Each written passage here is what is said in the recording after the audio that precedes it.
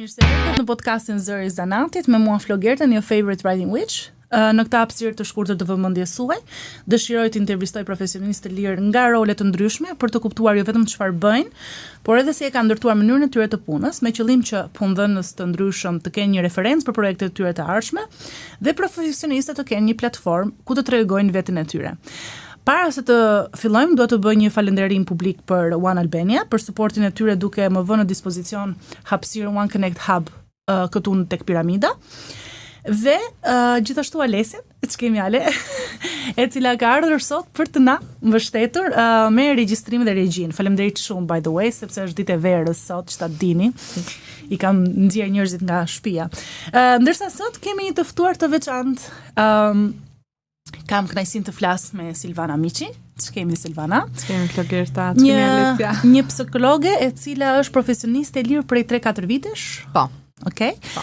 Dhe në këto 30 minuta ne do të flasim pak për këtë profesion, kaq specifik, kaq nish, që zakonisht konsiderohet vetëm si një punë që mund ta bësh në një biznes, në shtet apo diku tjetër, por si profesion të lirë është pak më ndryshe, është pak më diçka shumë e re, do thoja unë.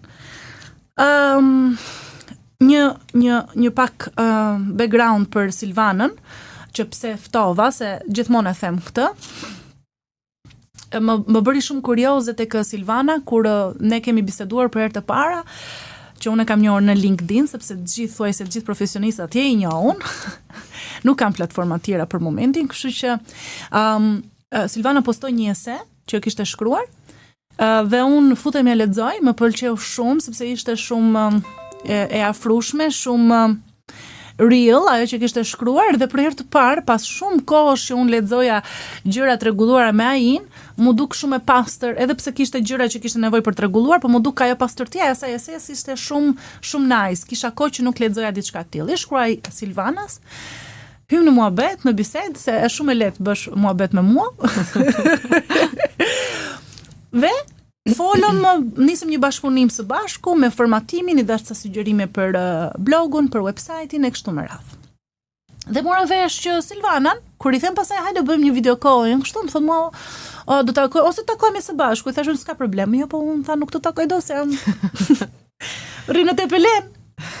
What? Thash, se u çudita. Edhe më tha rrim në Tepelen, tha, dhe e bëj punën nga këtu. Kam ngelur shumë e jaw drop, domethënë më la nofla sa e mora një herë, po si është e mundur tash të ka ecur kaq mirë që të bësh freelancing nga atje. Dhe ku nisi?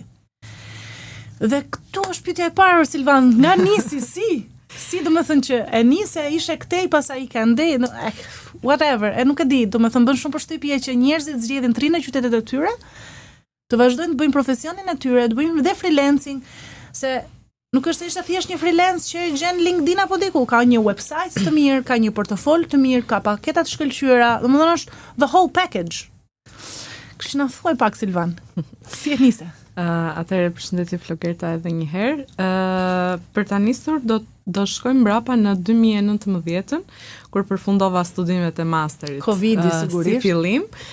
Dhe në ato momente thash, po tani çfarë do bëj?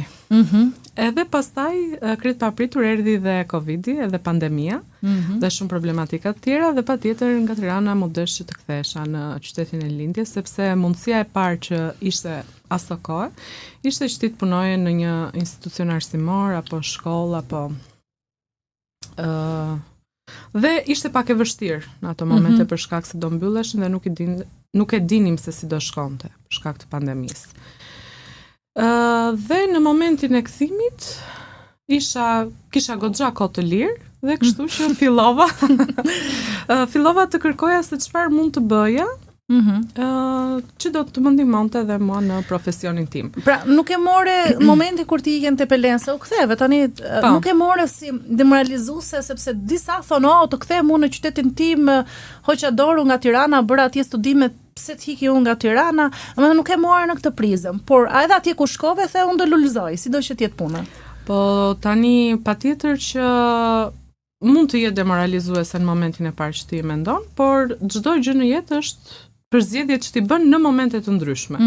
Pra në momente të ndryshme të jetës ti duhet të bësh zgjedhje. Dhe nga këto zgjedhje që bën, patjetër duhet gjesh dhe zgjidhje. Pastaj të mundshme për të vazhduar jetën. Kërkimet e para i kam nisur në LinkedIn për punën edhe për pozicionin, pra të kuptoja se çfarë mund të bëja unë me këtë background që kisha në psikologji këshillimi. Pas shumë kërkimeve të pafundme, patjetër pastaj edhe me avancimin e pandemisë, platformat online u bën edhe më të njohura. Kështu që aty nisi momentin. Po, aty nisi dhe mundësia e parë në platforma si Fiverr, Upwork edhe patjetër dhe LinkedIn. Pra funksionojnë këto platforma? Këto platforma të paktën për mua kanë funksionuar. Në bazë të eksperiencës time do thosha më tepër ka funksionuar Upworku se sa Fiverri, por ajo që dua të them është që varet se sa kohë ti dëshiron të investosh. Pra nuk është se ty këto mundësi të vinë vetë, duhet dhe ti kërkosh dhe të punosh për këto mundësi.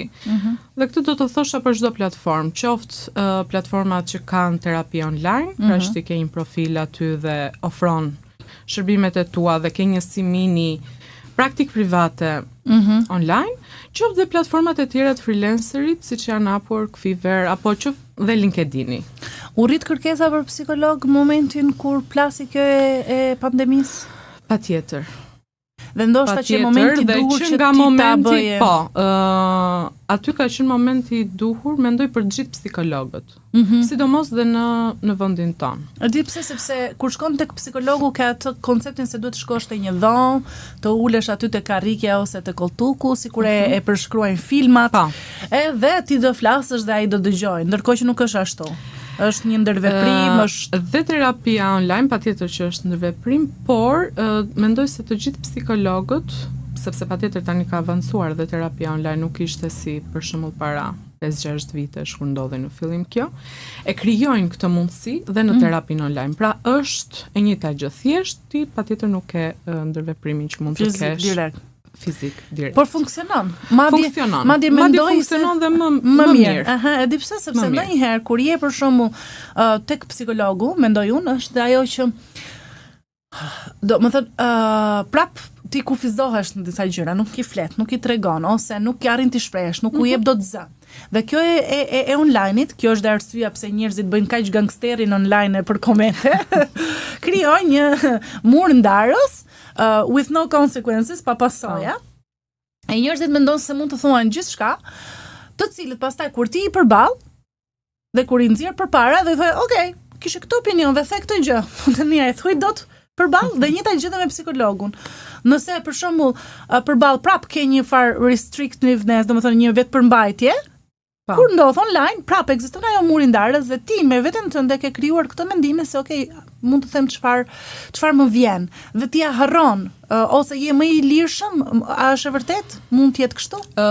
Për shkak se ti mund të jesh në një ambient që është shumë familjar për ty. Okej, po, është e drejtë. Ndoshta është pak më e lehtë qasja që ti do kesh.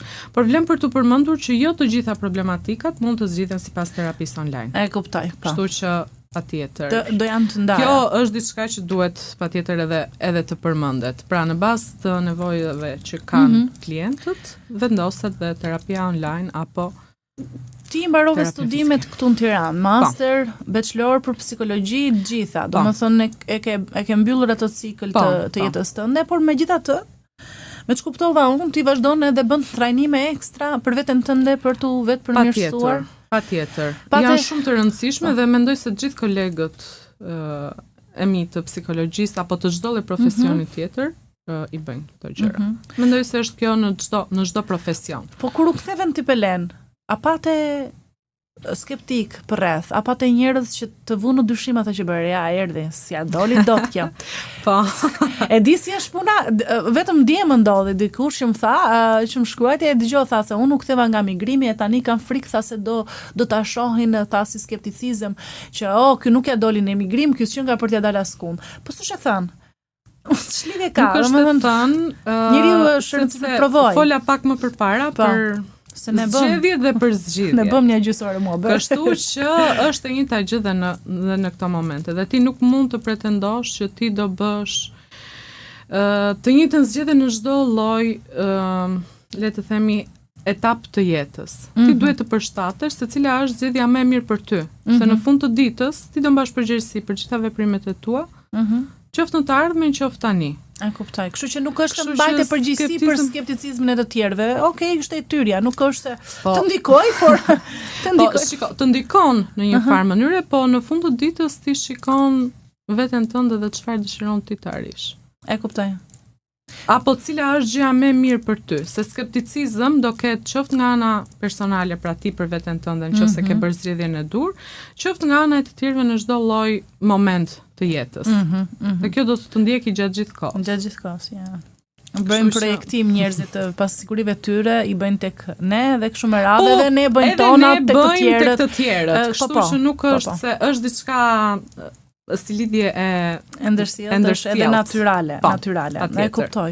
Po kur e niset gjitha këto, cili është momenti që ti the, okay, tani është momenti që unë të hap website, tani është momenti që unë të bëj paketat, që unë të ndërtoj, se për shembull nga psikologji dhe të mendosh një business plan, se pak ka shumë ajo që ti ke tani.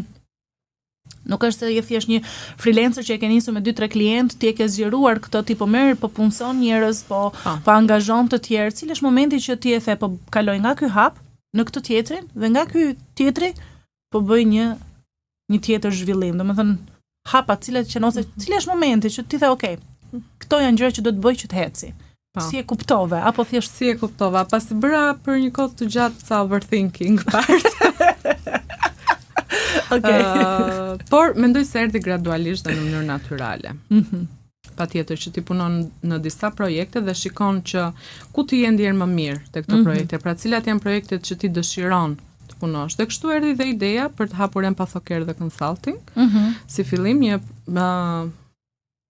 klinik private që ofron shërbime përgjithsisht për workplace challenges, pra për problemet në vendin e punës, si burnout, procrastination, overthinking. Pra biznesi vjen tek ty. Po, për këto dhe ne ofrojmë shërbime për individ, grupe dhe për kompani, prandaj kemi disa paketa të ndryshme që duam që t'i hedhim në treg. Është diçka e re, prandaj dëshirojmë që ta testojmë.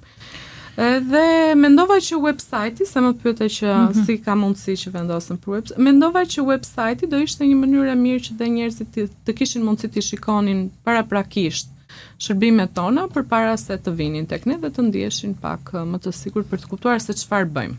Ne në Empatho-Care dhe Consulting. Po, kuptoj. Po ndikoi psikologjia, gjithë ato studime që ti kishe bërë, ndikuan, si thua, ti bëje vetë terapi vetes kur kishe momente dyshimi dhe pasigurie dhe thoshe u prit se kjo është normale, tani ti kthesh ai njëri këtu. Fol Silvana, si ndihesh? Mirë, kalon të Silvana këtej.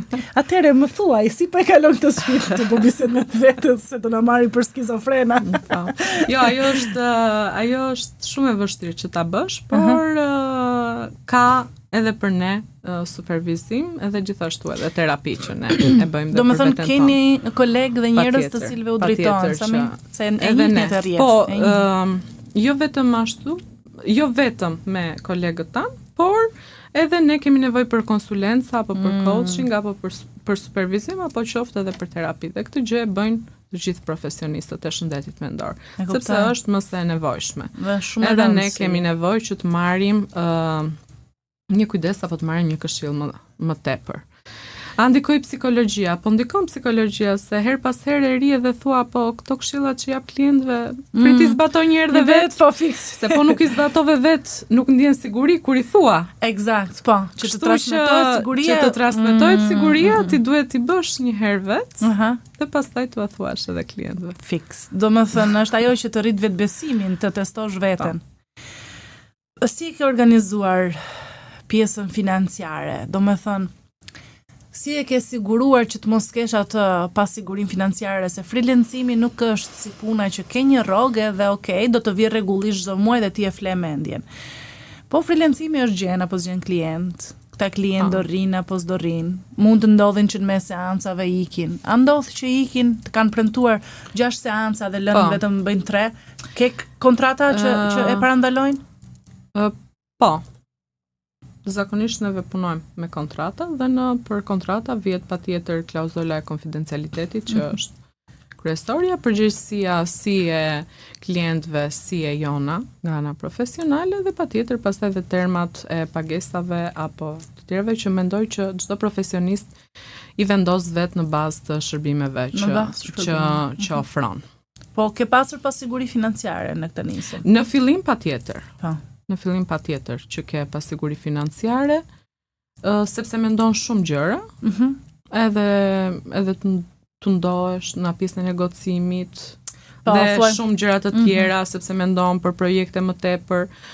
Por kjo ndodh gradualisht me kalimin e kohës që ti vendos se cilat janë shërbimet që ti me të vërtet do ofrosh dhe për këto shërbime pastaj vendos dhe kuotën. Unë mendoj edhe këtë që ndoshta duke qenë se si psikolog ti nuk e bën dot zgjedhjen klienti mirë, klienti keq, sepse jo, kjo është shumë e vështirë. Yes. Se ti do pranosh kudo që të vis që ka nevojë për asistencë, sepse arsyeja pse vjen tek ty është përndim, ndryshe.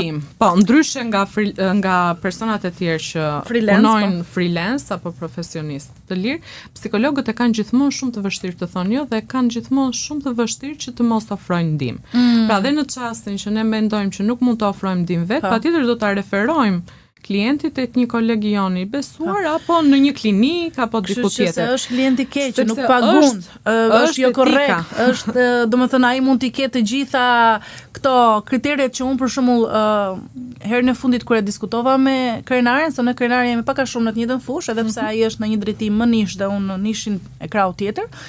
Edhe ishte gjithmonë kjo dyshimi që krenari ka 8-9 vjet dhe i thashun ti, po si zgjedh klientët e mirë dhe ai dallon. Dhe dha ato 2-3 këshillat e tij. Dhe tani po mendoja pikërisht në referencat e asaj bisede, i thashun do ta ketë vetëm më të vështirë Silvana. Patjetër. Sepse nuk e zgjedh dot, nuk i thuaj dot edhe pse vjen ai thotë gjë se un do t'ja për këtë seancë, po për tjetrën nuk e di, ti do ta çosh deri në fund se do e shohësh se sa probleme ka. Po. Dhe asistenca psikologjike është shumë e domosdoshme që për këtë klient. Për ne mendoj në profesionin ton, ajo që është prioritet është klienti. Dhe ndihma që ne do t'i japim klientit. Të thash dhe në momentet që ne nuk mund ta marrim një çështje sepse është jashtë pritshmërive tona apo jashtë asaj çfarë ne bëjmë, ne gjithmonë kemi referimin tek një koleg i cili mund ta marrë. Nuk do ekziston një listë gati, si thua, një referencë e gatshme. Askush nuk i bën dot të gjitha gjërat vetë. Patjetër. Po çfarë do t'i këshilloj një psikologu të ri që mbaron masterin, që i mbaron studimet, edhe pastaj ngelet në Tiranë, si thua, me gish në gojë, sepse është shumë e vështirë si treg për të konkuruar. A do t'i thojë edhe do t'i sugjerohet një gjë që, mund të kthesh tek qyteti yt dhe ndoshta atje mund të eci më mirë? Po, doja sugjeroja. Në fakt do t'i sugjeroja që t'i provon të gjitha mundësitë, se patjetër që kur dikush mbaron studimet ose kur mbaron një punë cilën është duke e bërë dhe ngelet në një moment, le të themi, në një pozitë shumë të vështirë që nuk di se çfarë të bëj, patjetër që 2-3 mundësira ai ka gati se çfarë të bëj. Pra, nëse është okay, mund t'i provoj të treja këto mundësira. Pra nuk është fundi botës të kthesh. Po nuk është fundi botës. Yes. As të kthesh, as të ikësh, as të rrish aty ku je. Eksakt. Nuk je pem, lëviz. Fix. Tani për sa kohë që kemi mundësitë dhe mundësitë janë të shumta. Dhe këtë në fakt këtë këshill nuk do t'ua jepja vetëm profesionistëve, pra psikologëve apo profesionistëve të shëndetit mendor, por të gjithë të rinjve. Në fund të ditës duhet të thoni që të paktën e provova edhe më tregoj një histori dhe Silvana se ne pak para se të nisë regjistrimin bëm pak muhabet, tregoj një gjë që e ka marrë pikërisht nga babi i saj që është provoje, try it. Dështon. Edhe unë në fakt këtë u them gjithmonë klientëve të mi që kanë probleme overthinking. Dhe kjo është diçka që nuk mund të iki direkt, patjetër. Sepse për një kohë shumë të gjatë ti ke qenë brenda këtij procesi, pra procesit të overthinking dhe nuk mund ta ndalosh dhe ta bësh stop. Por, siç e nxora dhe te guida ime, stop overthinking, start acting, do të mënyra më e mirë që ti të kesh mundësi që ta ndalosh overthinking në një farë mënyrë është që ta bësh këtë gjë dhe të shikosh që s'është fundi botës. Edhe po ishte fundi botës, prap do gjesh diçka tjetër. Do të dali një mundësi me në këtë patjetër. sens. Do të dali një mundësi. Unë mendoj se për shembull është dyfish më e vështirë po ti jesh në emigrim ku nuk e ke opsionin e dështimit. Po edhe nëse ndodh dështimi, fundit kthesh mbrapsht në vendin tënd. E ke parasysh? Vetëm se atje kur shkon është pak më, është edhe pastaj është çështje egoje. Se pastaj dhe thyesh, thua, okay, unë bëra gjithë këto studime, se është diçka që e shoqëron dhe e shoh tek shumë të rinj. Po unë bëra studimet, po unë bëra masterin e Tiranës, si unë të iki, unë e kisha ardhur me synim për ndonjë këtu. Pse duhet me patjetër të iki? Ndosë që mos të tjetë aty rruga jote. Fatkeqësisht këto gjëra nuk i kemi në kontrollin ton. E kuptoj. Në kontrollin ton kemi vetëm zgjedhjet tona. Edhe sjelljen tonë. Psikologe. Po, dhe kjo është e vërtetë. Dhe gjërat që nuk i kemi në kontroll është e kot që ne të rrim dhe t'i mendojmë gjatë gjithë kohës. Sepse e vetmja gjë që do kemi në fund të ditës pas mendimit të shkoja humbur, që mund të ishim duke bërë diçka tjetër. Edhe koha fatkeqësisht nuk kthehet mbrapa. Nuk kthehet, po gjithçka tjetër mund të kthehet, po jo. Diçka tjetër mund të kthehet, por koha nuk. Vitet e rinisë jo. Po jo vetëm vitet e rinisë, gjitha vitet.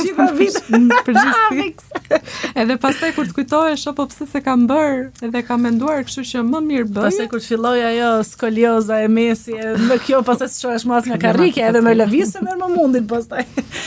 Atëherë, ti the, pra psikologu duhet ta provoj, të testoj, të bëj, të tentoj këtë punën e freelancimit nëse është në prirjen e tij. Po. Jo vetëm të freelancimit, por unë do të thosha një këshill që do t'i jepja është që pra në momentet që mbaron studimin dhe nuk e ke vendosur se çfarë lloj specializimi. Se është ndarë. Të bësh sepse pastaj patjetër do specializohesh për një gjë ose në një terapi të caktuar. Është e mirë që ti të provosh sa më shumë. Pra je mirë në këtë aspekt ose të bësh takime të ndryshme sepse klinika të ndryshme që janë të specializuara bëjnë dhe takime, bëjnë edhe evente. Dhe për këtë doja të shtojnë diçka që ta kuptosh se ku je i mirë. Po. Është diçka që të vjen natyrshëm. Po. Dhe aty kur ti nuk sheh rezistencë në kryerjen e një pune dhe një diçka dije se ajo është gjë ku ti je mirë. Ajo është gjëja më e mirë. Sepse unë kam testuar këtë tek vetja ime dhe doja të thosha, okay, ku nuk hasu në rezistencë dhe vështirësi? Po. Nuk has rezistencë dhe vështirësi në storytelling. Për kthimin unë e kisha shumë të vështirë. Domethënë edhe pse unë kam mbaruar master për përkthim, interpretime, kam mbaruar studimet, ajo domethënë është kohë që unë më ka hyrë punë në disi, po nuk e zbatoj fare. Nuk jam lidhe fare me studimet e mia. Dhe kur vura re që unë kisha rezistencë në arritjen e përkthimeve, nuk e bëja dot ose nuk sillja dot produktin sepse është art më vete. E kuptova që duhet provoja diçka tjetër. Provova disa gjëra derisa gjeta veten tek përmbajtja. Dhe kur pash unë atje nuk kisha rezistencë, po jo vetëm që s'kisha rezistencë, po më vinte natyrshëm dhe merja kënaqësi, e kuptova, okay, this is for me. Kështu që për ata të rinj, këtë në qoftë se na dëgjojnë, për ata të rinj që e nisin diçka dhe duan të testojnë disa gjëra, të zgjedhin tek ajo e cila u vjen natyrshëm, që s'ka rezistencë. Po, dhe prandaj duhet që në fillim të provojnë sa më disa shumë gjëra. Dhe tani ka plot mundësira, ndoshta edhe më tepër se sa më përpara, sepse edhe siç e thash më përpara dhe klinika të ndryshme, të cilat janë të specializuara, tani po ofrojnë edhe takime informuese që ti mund të shkosh dhe të shikosh se si shkon apo se si ti ke një qasje rreth. Pra, në një psikolog, pra, nisëm me krijimin e një website ose një shërbimesh ose paketash, si ta krijoj një portofol psikologu që okay, të thuash që okay, shiko se kam trajtuar kaq klient, këtë lloj klientësh në këtë, a është e vështirë ngritja e një portofoli ose si ta bëj më të lehtë? Ngritja e një portofoli është e vështirë, sidomos në momentin që ti nuk ke eksperiencë, se atje kemi qenë dhe ne në momentin që nuk kemi pasur eksperiencë fillimisht që kemi nisur dhe të punojmë online, por ajo që nuk duhet të mungoj, mendoj unë, asnjëherë, është patjetër studimet që ka kryer, disa nga aftësitë. Duhet të ofrosh shërbime falës? Po. Unë e kam bërë disa herë, derisa të... Po, deri në momentin, madje dhe praktika, ose të kërkosh që të kryesh një praktik pra një institucioni, sepse kjo nuk është vetëm diçka që i shërben institucion, por të shërben dhe ty për të kuptuar që kjo është diçka për ty apo kjo nuk është diçka për ty. Pa testuar. Mund të jetë dhe një punë e shkurtër, apo mund të jetë dhe pjesëmarrja në një projekt për writing apo për shërbim psikologjik. Tani për gjithë këto që ti ke krijuar për këtë sistem, sepse ke website-in, ke portofolin, ke edhe LinkedIn-in që po ngren tani brandin aty. A merr klient nga këto vende? A të vinë klient nga këto vende? Po.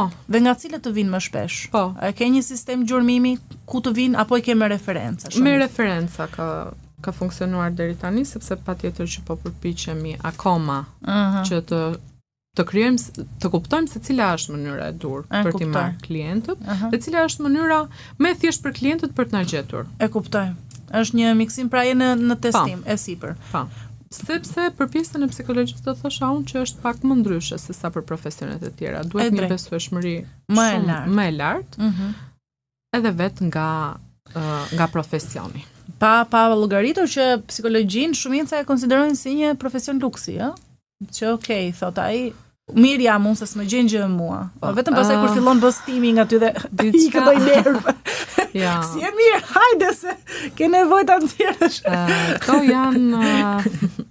janë pastaj gjëra që kanë ardhur dhe nga mënyra se si jemi rritur. Që shumica prej nesh jemi mësuar që duhet ta shtyjmë veten deri në limit. Sa të ndodhi diçka, të plasi bomba dhe pastaj ne prap me të shtyr të shkojmë dhe të kërkojmë ndihmë. Dhe kjo nuk ndodh vetëm këtu, po ndodh edhe tek mjeku që duhet të bëhen pra vizita të zakonshme, thjesht që ti të bësh një vizitë apo një konsult. Patjetër që pjesa e psikologut është dhe më e vështirë, por unë do të thoja që ka ndryshuar. Tani ne kemi edhe klientë të cilët vinë thjesht për të bërë një seancë paraprake, për një konsult paraprake për të kuptuar nëse ka diçka apo nëse duan të nisin terapinë. Edhe ky është një ndryshim goxha i madh.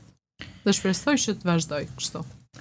Tani unë do të bëj sa pyetje kështu provokacia. Si për psikologe. Kur e nise si psikologe dhe po bëje gjithë këtë rrugtimin, gjithë të sfidat që po i kaloje, e mban mend, e kujton cilat ishin mekanizmat mbrojtëse që përdore, se zakonisht ti po jap këshilla të tjerëve, po priti zbatoj një herë vetë. E vije re, e kapje veten në momenti që bëje mekanizma mbrojtëse për të mbijetuar, për të ecur ose për t'ia dalë çfarë do lloj situata i bëje? Kishe mekanizma mbrojtëse që je kapje vetë të opa, shi çfarë po bëj. Kjo ndodh në çdo profesion. Edhe këtu do ndodhi. Që ti self-awareness në kuptimin e po e bëj gabim këtë dhe le ta rregulloj? Po, edhe ndodh. Pra dhe në profesionet të tjera ndoshta të kujdesit, doja të thoja. Kështu që a ka një personalitet që i përshtatet vetëm freelancingut to, Silvan? Se thuash që këta lloj njerëzish janë të prirur për ata. Do thoja që nuk ka vetëm lidhje me personalitetin, por ka lidhje dhe me zgjedhjet. Domethënë një pjesë e madhe ka të bëjë me personalitetin e personit dhe karakterin që ai ka ndërtuar gjatë gjithë kohës. Por është dhe pak me mundësin që kap dhe me qasin që ti ke në atë moment që ty të duket i duhur apo jo. E kuptoj. Sepse jo në të gjitha etapat e jetës personi është njësoj për t'i provuar gjërat. Kështu që ndonjëherë është e vërtet ajo shpreha që mundësitë e mira nuk të vinë dy herë. Kështu që po e kuptove në momentin unë pas kam fas shtrige. Mu më vinë mundësi 3-4 herë aty, derisa e kuptoj që më ka ardhur, thjesht një karrot që më vjen kështu. Edhe prit se nuk e pash. Vje karrota. Flo, kjo është mundësi e mirë, mere. Jo, po prit ta mendoj një herë, kalon një herë, kalon 2 herë, kalon 3-ën. Po to jap mundësin, Flora, go! Derisa e kuptoj. E vërteta është që puna e freelancerit nuk është për të gjithë dhe nuk është gjatë gjithë kohës dhe për ata persona që e bëjnë. Sepse mund të ndryshoj. E drejt. Vjen një moment që thoj okay, çdo gjë çështje zgjedhje dhe zgjidhje. Zgjidhje. Unë njoh disa etapa të ndryshme. Njoh disa profesionistë që kanë dhe e ndjekin profesionin rregullisht për 2-3 vjetësh, dhe unë kam vetëm 9 muaj 10 që po e bëj freelancingun, dhe unë nuk e shoh veten tek freelancingu e pas një viti ose 2. Do me thënë, ndoshta do nis një small business, diçka e tillë. Sepse po e eci dhe po i shoh se si janë etapa dhe di ku duhet delegoj, ku duhet të zgjeroj, domethënë po ai eksperimenti që po bëj me veten. Dhe them për ca njerëz që e vazhdojnë për një kohë shumë të gjatë, si thua 3-4 vjet, okay, wow. Këta kanë për të arritur burnoutin shumë shpejt. Po, se nuk njohin, nuk vën limite. Po. Tani burnoutin mund të arrisësh edhe nëse ti punon në një institucion, pra nuk je freelancer, apo je si përmarrës dhe ke një small business. Po, burnouti ka të gjithë pastaj. Burnouti përveç faktit që ka të bëjë nuk është se ka të bëjë më tepër me punën e shumt. Ka të bëjë me mënyrën se si ti menaxhon çdo gjë rreth teje, duke nisur që nga vetja. Po. Pra si menaxhon kohën, si menaxhon emocionet e tua, si menaxhon thënit jo, që kjo është gjëja më e vështirë që ne akoma nuk e kemi mësuar, që të themi. Fjalën jo, e kemi shumë të vështirë sepse ndihemi fajtar. Ashtu është. Por më mirë të ndihesh në faj se sa kam unë një shoqën time, o Zot, ajo e thotë jon pam ashtu e them, o Zoti i madh, unë ta adhuroj. Ka pas psikolog shumë të mirë. Do ta pyes. Nuk e di se si arrin, edhe ndonjëherë thotë po ik më i gocë, më thotë më ishte unë ti shoqë shikoj se kështu muhabeti, edhe ja tregoj muhabetin, ja shpjegoj. E më mos i them jo, po thuj më jo. Qa i ketë shpis? Thuj më ja, shpëto për veten tënde. Fakti që ne ndihemi në faj, ndonjëherë është se mendojmë që është dhe pak pjesë e përgjegjësisë tonë që ta ndihmojmë dikë tjetër. Po edhe nëse ti nuk e ndihmon, dhe këtë e them tani në mënyrë të përgjithshme, pra për të gjithë. Dhe nëse ti nuk e ndihmon, personi tjetër prapë do ta gjejë zgjidhjen. E kuptoj. Në rastin e asaj që ti ke nisur tani dhe që do ta përmbyllim së bashku, ti ke nisur dhe projektin e coaching për TSC në TSC? Po, TSC Coaching, Therapy Success Center. E kuptoj, që është për bizneset? Që është për profesionistët e shëndetit mendor. E kuptoj, që vetë ju asistoni ata? Po. E kuptoj. Po, në krijimin, pra komplet ideja e krijimit të TSC Coaching ishte që të krijojmë një komunitet me psikologët në mënyrë që të jemi atje për të mbështetur. E kuptoj. Njëri tjetrin për gjëra të cilat deri tani kanë qenë në mungesë. E drejt. Pra si krijimi i një nuk e di, grup supporti, qoftë edhe për studentët të cilët marrin studimet dhe nuk e dinë se ku të shkojnë. Ndoshta edhe një këshill psikologësh që bëhen studime, se ju bën studime shpesh. Patjetër. Dhe kërkime. Krijimi i një praktike private, pra cilat janë hapat, cilat janë kostot e të tjera, supervizimi, grupit i supervizimit. Ju do jeni peer review researches, do të thënë peer to peer, do të thënë bëni kontrolle me njëri tjetrin. Qoftë punën, qoftë puna e freelancerit, cilat janë disa mundësi që mund të punojnë psikologët. A ka ndonjë gjë që doja ta kishe ditur më herët ti, që mund të kishte ndryshuar gjithçka se çka ke nisur sot, që ose a ka ndonjë gjë që doja t'ja kishe thënë vetes në fillim fare, apo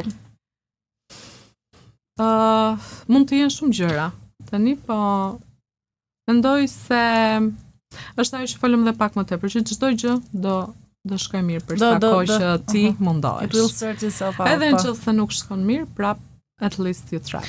Në rast se audienca që po më ndjek mua do të gjej ty, ku të gjej? Sikur e përmendëm. Në LinkedIn mund të na gjejnë, në website-in tonë të Empathocare, dhe me referenca, patjetër. Edhe së shpejti do kemi dhe website-in e TSC Coaching. Edhe për ndërtimin e komunitetit, sepse në fakt kjo do më pëlqente shumë që të kishim një komunitet psikologësh. Inshallah, do ishte gjë shumë mirë. Duhet që të mbani në kontroll edhe njëri tjetrin, by the way, që të jepet cilësi në training. Dhe këtu ne e mbyllim së bashku, Silvan. Faleminderit shumë që erdhe. Faleminderit Flogerta për ftesën, ishte kënaqësi dhe për mua.